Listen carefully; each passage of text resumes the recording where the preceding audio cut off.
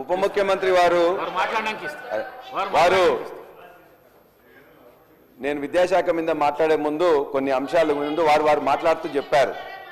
మేము ఆర్థిక శాఖ మంత్రి గారికి ఒక్కటే రిక్వెస్ట్ చేస్తున్నాం. వారు చేసిన ఈ మండలంలో లేకపోతే ఈ యొక్క నియోజకవర్గంలో 20,000 చేసినాం 25,000 చేసినాం అని చెప్పేసి అన్నారు కదా. మా జనగామ నియోజకవర్గంలో 127 గ్రామాలు ఉన్నాయి. 127 గ్రామాలలో ఏ గ్రామానికైనా ఒక గ్రామానికి రండి. ఆ గ్రామంలో 100% చేసినని చెప్పేసి అంటే నేను అప్పుడే ముక్కు నేల మీద రాస్తా, నేను రిజైన్ కూడా చేస్తా అని చెప్పి మీకు ఛాలెంజ్ చేస్తా ఉన్నా. ఏ ఒక్క గ్రామం 107 గ్రామాల్లో రుణమాఫీ అయిపోయిందని చెప్పేసి. అందుకే ఉట్టిగా వాదనల కోసం నెంబర్ల కోసం అది కాదు అధ్యక్ష. మీరు ప్రామిస్ చేసిండ్రు, ప్రామిస్ చేసిన దానిలో కొంత 50% వరకు వచ్చింది, మిగతా వాళ్ళకి ఇవ్వండి, వాళ్ళు మొత్తం అడుగుతుందని చెప్పేసి మేము చెప్తున్నాం. అందుకే నా జనగామనే కాదు మీ యొక్క మధుర నియోజకవర్గం అయినా పర్వాలేదు, ఎక్కడికి వచ్చినా కూడా మేము కూడా వస్తాం. మేము తప్పు మాట్లాడినట్లయితే మా యొక్క ఆ రైతుల ముందే నేను ముక్కుని ఎగరాస్తా అధ్యక్ష. అది నేను వదిలిపెడుతున్నా అధ్యక్ష దాన్ని. ఎందుకంటే మేము ఇది మాట్లాడగానే వారు ఎందుకంటే సెంట్రల్ యూనివర్సిటీలో చదువుకున్నారు, మేము ఉస్మాన్ యూనివర్సిటీలో చదువుకున్నాం. వారికి కొద్దిగంత ఎక్కువగా ఈ యొక్క గోబెల్స్ గురించి వాటి గురించి బాగా తెలుసు అధ్యక్ష. విద్యాశాఖలో ఇవాళ విద్యాశాఖకు మంత్రి గారుగా ముఖ్యమంత్రి గారు ఉన్నారు. ముఖ్యమంత్రి గారి పనితీరు ఎట్లా ఉంటుంది, ముఖ్యమంత్రి గారికి ఎంత టైం ఉంటుంది ఏం లేదని చెప్పి నేను సీఎంఓ ఆఫీస్లో పనిచేసిన కాబట్టి నాకు తెలుసు. కాబట్టి ముఖ్యమంత్రి గారు దానికి టైం ఇవ్వలేకపోతున్నారు. ఇప్పటిదాకా సెక్రటరీ కూడా 4 సార్లు సెక్రటరీలో మార్చిండ్రు.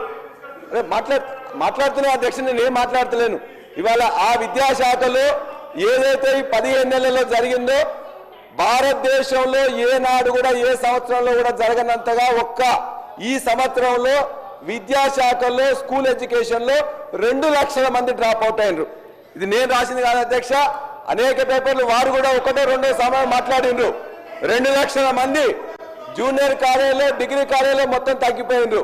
యూనివర్సిటీల గురించి చాలా ఎక్కువగా చెప్పింది, మేము పట్టించుకోవట్లేదని చెప్పేసి అదే యూనివర్సిటీలో ఒక మహిళా యూనివర్సిటీకి పేరు మార్చి ఆ మహిళా యూనివర్సిటీకి పేరు మార్చి మొత్తం కూడా ఇవాళ ఒక్క ఇటుక పెట్టలేదు, ఒక్క రూపాయి ఇవ్వలేదు, ఒక్క రిక్రూట్మెంట్ చేయలేదు.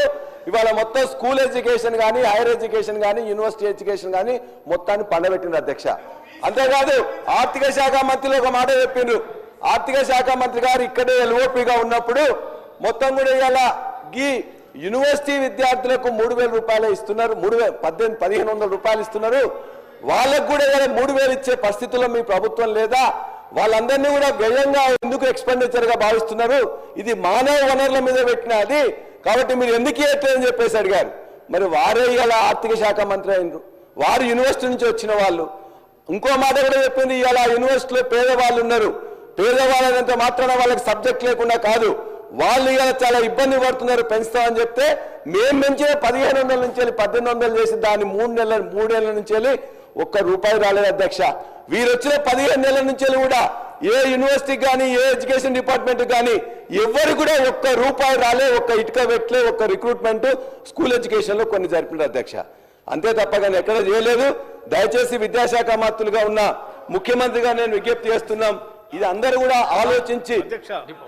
సార్ నేను పల్లారాజేశ్వర రెడ్డి గారు ఎడ్యుకేషనల్ ఇన్స్టిట్యూషన్స్ నడుపుతారు, చదువుకున్నవారు, వాస్తవాలకు కొంచెం దగ్గరగా మాట్లాడతారని ఆశించాను అధ్యక్ష. వారు మాట్లాడాలని కూడా కోరుకుంటున్నాను, ఎందుకంటే వారు కొంత లెఫ్ట్ ఆర్గనైజేషన్స్లో కూడా గతంలో పనిచేశారు. కొంత వాస్తవాలు చెప్తే మేము కూడా ఏమైనా పనికొచ్చామంటే వాడుకుంటాం అనుకున్నాం. కానీ మరీ ఇంత బ్లేటెంట్గా ముఖ్యమంత్రి గారు విద్యాశాఖ చూస్తున్నారు, వారి సమయం లేదు, ఏమి పట్టించుకోవట్లేదు అని అంటున్నారు. ఇది కరెక్ట్ కాదు అధ్యక్ష. ఒకవేళ మీరు పనిచేసినటువంటి ముఖ్యమంత్రి గారు ఆ రకంగా ఉంటారు కాబట్టి అందరూ అట్లాగే ఉంటారని మీరు భావిస్తే అది కరెక్ట్ కాదు అధ్యక్ష. ఆ ముఖ్యమంత్రి గారు నేను అధ్యక్ష వారు ఎడ్యుకేషన్ శాఖ చూస్తూ ఉంటారు, మేమందరం ఈరోజు గర్విస్తూ ఉన్నాం. ఎడ్యుకేషన్ శాఖను వారు చూస్తూ ఈరోజు అధ్యక్ష 11,000 మంది టీచర్స్ రిక్రూట్మెంట్ డిఎస్సి 10 సంవత్సరాలు మీ సమయంలో రిక్రూట్ చేయకపోతే వారు ప్రత్యేకంగా శ్రద్ధ తీసుకొని మొదట డిఎస్సిని ప్రకటించడమే కాదు, రిక్రూట్మెంట్ చేసి అపాయింట్మెంట్ లెటర్స్ ఇచ్చి మళ్ళీ తర్వాత భవిష్యత్తులో కూడా ఖాళీగా ఉంటే ఇంకొక 5 నుంచి 6,000 మంది టీచర్స్ రిక్రూట్ చేస్తామని ప్రకటించారు. This is what it shows how serious the CM is taking care of it. అధ్యక్ష 22,000 మంది 22,000 మందికి అధ్యక్ష ప్రమోషన్స్ ఇచ్చి 10 సంవత్సరాలు విద్యాశాఖను నిర్వీర్యం చేసి మీరు ఎవరు పట్టించుకోకపోతే టీచర్స్ని 22,000 మందికి ప్రమోషన్స్ ఇచ్చి వాళ్ళందరికీ మోరల్ బూస్ట్ ఇచ్చి పేద పిల్లలు చదువుకునే పాఠశాల బాగా విద్యాబుద్ధులు నేర్పించండి అని చెప్పి వాళ్ళకి ప్రోత్సహించారు అధ్యక్ష. 36,000 మంది టీచర్స్కి 10 సంవత్సరాల నుంచి ఎదురు చూస్తున్నటువంటి వాళ్ళు పట్టించుకోకపోతే సీరియస్గా ఎక్సర్సైజ్ చేసి అన్ని సంఘాలను పిలిచి 36,000 మంది టీచర్స్ని ట్రాన్స్ఫర్ చేశారు అధ్యక్ష. అంతెందుకు అధ్యక్ష, ఈ రాష్ట్రంలో ఉన్నటువంటి యూనివర్సిటీస్ని పూర్తిగా మీరు గాలికి వదిలేస్తే సామాజిక యాంగిల్లో కూడా ఆలోచన చేసి విద్యాబుద్ధులు నేర్పేటువంటి యూనివర్సిటీస్ అన్నింటిలో అందరికీ సమానమైన సామాజిక న్యాయం కూడా చేయాలన్నటువంటి ఆలోచనతో 12 మంది వైస్ ఛాన్సలర్స్ని సమాజంలో ఉన్నటువంటి అత్యంత వెనుకబడి ఉన్నటువంటి వర్గాల నుంచి కూడా తీసుకొని ఈరోజు వీసీలు నియమించడమే కాకుండా మనం అందరం గర్వకారణంగా చూసేటువంటి ఉస్మానియా యూనివర్సిటీ లాంటి యూనివర్సిటీకి మొట్టమొదటిసారి ఒక దళిత వీసీని నియమించి ఈరోజు కమిట్మెంట్ ఏంటో చూపించారు అధ్యక్షుడు. 100 సంవత్సరాల చరిత్రలో ఇంతవరకు ఒక్కసారి కూడా ఈ యూనివర్సిటీకి ఒక దళిత వీసీ రాలేదు అధ్యక్ష. This is what our commitment and the Chief Minister's commitment towards the social justice. అధ్యక్ష అంతెందుకు ఇంకా ఈ సమాజంలో ఉన్నటువంటి ఈ పేద బడుగు బలహీన వర్గాలకు సంబంధించినటువంటి మధ్యతరగతి కుటుంబాలకు సంబంధించిన బిడ్డలు బాగా చదువుకోవాలనేటువంటి ఆలోచనతో 10 సంవత్సరాలు మీరు పట్టించుకోకపోతే కూడా 40% డైట్ ఛార్జెస్ ఒకటేసారి పెంచి 40% డైట్ ఛార్జెస్ 10 సంవత్సరాలు పట్టించుకోలేదు అధ్యక్ష, గాలికి వదిలేశారు. 200% కాస్మెటిక్ ఛార్జెస్ పెంచారు. 200% కాస్మెటిక్ ఛార్జెస్ ఆడపిల్లలను దృష్టిలో పెట్టుకొని వాళ్ళు యుక్త వయసు పెరిగేటువంటి ఆడపిల్లల అవసరాలు చాలా ఉంటాయి, మనం ఇట్లా వదిలేస్తే మంచిది కాదని ఆలోచించి ఎట్ ఏ టైం బహుశా ఈ రాష్ట్ర చరిత్రలో ఎప్పుడు జరగలేదు. అంతెందుకు అధ్యక్ష, మీరు ఒక్కసారి ఆలోచించే నగరం నడిబొడ్డులో ఉన్నటువంటి మహిళా యూనివర్సిటీ ఎప్పుడైనా ఒక్కసారైనా వెళ్ళి చూసొచ్చారా?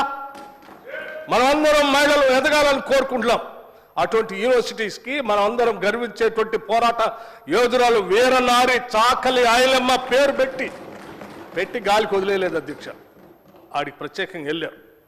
యూనివర్సిటీ ప్రాంగణం అంతా కలిదిరి ప్రపంచంలోనే ఇది గొప్ప యూనివర్సిటీగా ఎదగాలి, మహిళలంతా కూడా ఇన్స్పిరేషన్ పొందేటట్టుగా ఉండాలనేటువంటి ఆలోచనతో అక్కడ ఉన్నటువంటి పాత బిల్డింగ్స్ అన్నిటిని కూడా రెస్టోర్ చేస్తూ హెరిటేజ్ బిల్డింగ్స్ రెస్టోర్ చేయడానికి వెంటనే నిధులు కావాలంటే నాకు ప్రత్యేకంగా ఫోన్ చేసి 15 కోట్ల రూపాయల ఇమ్మీడియట్గా రిలీజ్ చేస్తే బిల్డింగ్స్ రెస్టరేషన్ అయితే ఇవి కాకుండా ఇంకొక 540 కోట్ల రూపాయలు 540 కోట్ల రూపాయలు అదనంగా బిల్డింగ్స్ కట్టడానికి వెంటనే శాంక్షన్ ఇవ్వటమే కాకుండా ఇమీడియట్గా 100 crores రిలీజ్ చేయండి అని చెప్పి కూడా ఆదేశాలు ఇచ్చారు.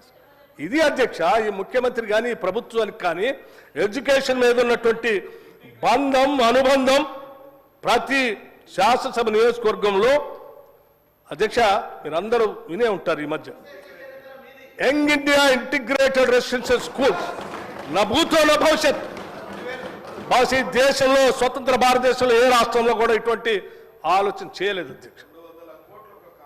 ఒక్కొక్క స్కూలు 25 ఎకరాలకు తగ్గకుండా ఆ ప్రాంగణంలో ఇంటర్నేషనల్ స్కూల్స్లో ఉన్నటువంటి ఫెసిలిటీస్ అన్నింటినీ పెట్టి క్రీడా ప్రాంగణాలు, football court, cricket court, amphitheatre, లోపల ఇండోర్ స్టేడియంస్, ఇండోర్ గేమ్స్, చదువుకోవడానికి కావాల్సిన డిజిటల్ బోర్డ్స్ టోటల్గా ఇంగ్లీష్ మీడియంతో అద్భుతంగా కట్టేటట్టుగా డిజైన్ చేయించడమే కాకుండా చివరికి బోధన చేసేటువంటి బోధనా సిబ్బంది కూడా మళ్ళీ బయట ఉంటే ఇక్కడ విద్యకు నష్టం జరుగుతుందేమో వాళ్ళకు కూడా అక్కడ రెసిడెన్షియల్ క్వార్టర్స్ అక్కడే ఉండాలని చెప్పి అందులో పొందుపరిచి ఒకటే దఫా బహుశా నాకు తెలిసి భారత ప్రభుత్వం కూడా చేయలేదనుకుంటా, ఒకటే దఫా 58 స్కూల్ని ఒక్కొక్క స్కూల్ 200 కోట్ల రూపాయలతో శాంక్షన్ ఇచ్చినటువంటి ఘనమైన చరిత్ర ఈ రాష్ట్ర ప్రభుత్వం అధ్యక్ష.